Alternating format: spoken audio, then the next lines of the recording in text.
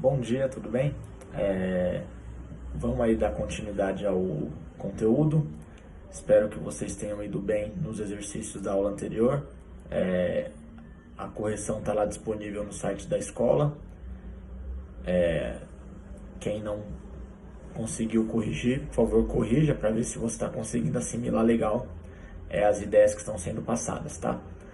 Na aula anterior, nós falamos sobre o sistema circulatório.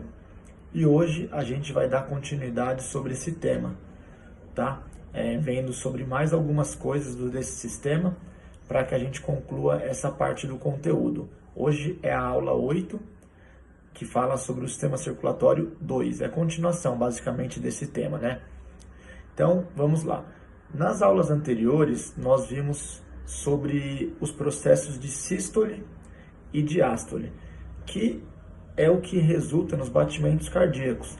Basicamente, sístole, o coração se contrai para que ele possa liberar o sangue, e diástole, o coração se relaxa para que ele receba o sangue. Então, sístole libera o sangue circula por todo o corpo, diástole recebe o sangue de volta. Sístole, o coração bate, libera o sangue circula, diástole ele recebe ele de volta. Então, esses processos de maneira contínua, sístole e diástole, fazem com que o nosso coração circule por todo o nosso organismo. E essa circulação sanguínea, a velocidade na qual ela ocorre, desencadeia algo chamado de pressão sanguínea. A pressão sanguínea é o ritmo cardíaco no qual o sangue circula dentro do nosso organismo. Uma pressão alta significa que o sangue está circulando de maneira muito rápida, e isso pode resultar num rompimento de algum vaso. E uma pressão baixa quer dizer que o sangue circula numa velocidade meio lenta. E isso é perigoso também, porque pode ser que nessa velocidade o sangue não consiga abastecer todos os tecidos do nosso corpo, tá bom? Então é ideal que o sangue apresente uma circulação, uma pressão cardíaca intermediária, nem elevada para não haver o risco do rompimento dos vasos, e nem baixa para que assim ocorra a alimentação, o abastecimento de todos os tecidos. E aí, o nosso corpo, de uma forma geral, podemos dizer que apresenta esse padrão aqui, ó. Então, olha, o sangue sai pela aorta, pela artéria, né? Então, aqui tem um ventrículo. O ventrículo libera o sangue através das artérias alimenta todos os vasos capilares, aí depois ele volta através das veias e entra de volta no coração através dos átrios.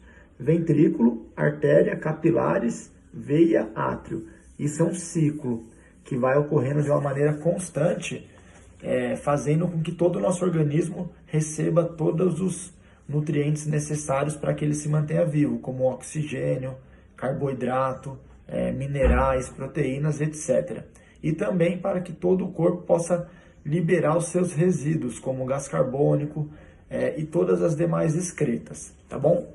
E aí, essa pressão sanguínea, conforme eu citei, ela é um ciclo, né? E ela pode ser representada por esse gráfico aqui, ó, o gráfico C. Por que isso? Porque nas artérias, que é logo quando o sangue sai, a pressão é muito elevada. E essa pressão ela vai reduzindo conforme ela chega nos capilares, e quando ela está na veia, essa pressão é quase que nula, tá? Ela é bem baixa. Então, o gráfico que representa a pressão sanguínea do nosso corpo, levando em consideração artéria, capilares e veias, seria esse aqui, porque essa pressão inicia-se muito alta nas artérias, vai reduzindo quando chega nos capilares e torna-se quase que nula nas veias, tá bom? Outra coisa que a gente precisa ver, a velocidade do sangue. O sangue circula em uma velocidade padrão dentro do nosso organismo. Caso essa velocidade aumenta ou se reduza, isso vai causar consequências que vai ser diretamente ligada à nossa pressão. Se a velocidade do sangue aumenta, a pressão também será elevada. Se ela diminui, a nossa pressão ficará baixa, ela vai cair, tá? O gráfico que retrata a velocidade do sangue no organismo é esse aqui, ó. Porque o sangue apresenta uma velocidade alta nas artérias. Ele torna-se muito baixo nos capilares, porque como os capilares são muito finos, se o sangue apresentar uma velocidade alta nos capilares, eles irão se romper. Aí quando ele chega na veia, ele volta a subir, tá? Então esse gráfico, essa parábola para baixo aqui, tá bom? E Para finalizar essa parte dos vasos, a área dos vasos sanguíneos que eles ocupam seria representada por esse gráfico aqui, ó. Nós temos poucas artérias, então a área de ocupação das artérias é baixa. Capilares, nós temos uma infinidade, milhares. Então a área de ocupação é gigante, ó, tipo mais de 5.000 vasos capilares no corpo. E veias também é muito baixa, a gente tem poucas veias. Então veias e artérias temos muito poucas distribuídas pelo corpo, tá? Não chega nem a uma centena. Já capilares são milhares, então olha a ocupação, a área de distribuição, né, dos vasos sanguíneos. Poucas artérias, uma enormidade de capilares e poucas veias para concluir isso aí. Então esses três gráficos representam a pressão sanguínea, a velocidade do sangue e a área de distribuição desses vasos, tá bom? E outra característica aqui sobre o sistema circulatório que é importante passar para vocês aí é a questão da coagulação. Coagulação é basicamente o processo onde o sangue coagula, ou seja, ele se torna viscoso. Seria as casquinhas que ocorrem no nosso corpo. Se você sofre um corte, provavelmente você vai ter algum vaso sanguíneo rompido e isso vai fazer com que o sangue saia pelo seu corpo, você vai sangrar. Se não acontecer nada, você vai ficar sangrando para sempre, vai ter uma hemorragia, você vai poder vir até a óbito, você morre. Então, para que esse sangue pare de sair, é necessário que o seu corpo realize um processo de coagulação, que é um processo que vai deixar esse sangue mais viscoso, mais grosso. E aí, dessa maneira, esse sangue ele vai parar de sair. Então, é um processo que vai defender o seu organismo e impedir com que uma hemorragia venha a acontecer. Tá bom? Duas enzimas atuam nesse processo, que são a tromboplastina e a protrombina, tá? São duas enzimas que realizam isso.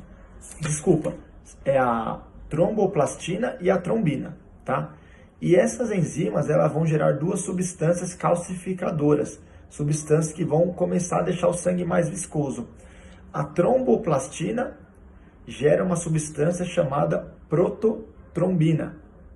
E a trombina gera uma outra substância chamada fibrinogênio.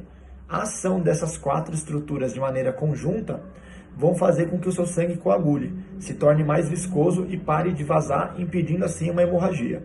Isso é um processo de defesa do organismo bastante importante para que você se mantenha vivo em caso de lesões.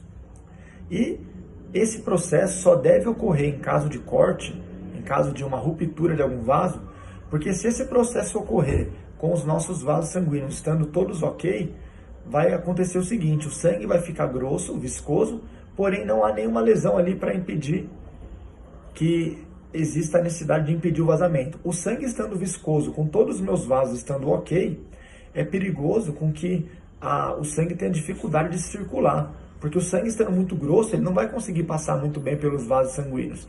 E aí você vai ter uma redução da sua pressão sanguínea, e em um caso extremo, você vai fazer até uma parada.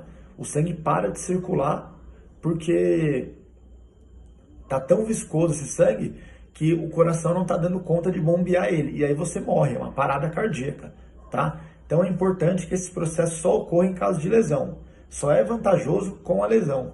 Caso a lesão não exista, esse processo vai ser algo que vai fazer até mal, porque vai reduzir muito a pressão sanguínea e a circulação do sangue, ou vai até inibir essa circulação, fazendo com que você tenha uma parada, entupindo algum vaso sanguíneo, ok? Então essa foi a aula de hoje aí, sobre o sistema circulatório. Acabando esse tema, eu gostaria que vocês realizassem os exercícios da página 14, tá bom? No decorrer da semana eu vou estar publicando a correção lá na Acadesc, no site da escola, e aí vocês deem uma olhada lá se vocês conseguiram assimilar bem o conteúdo. Beleza? Bom resto de semana para vocês aí, fiquem em paz.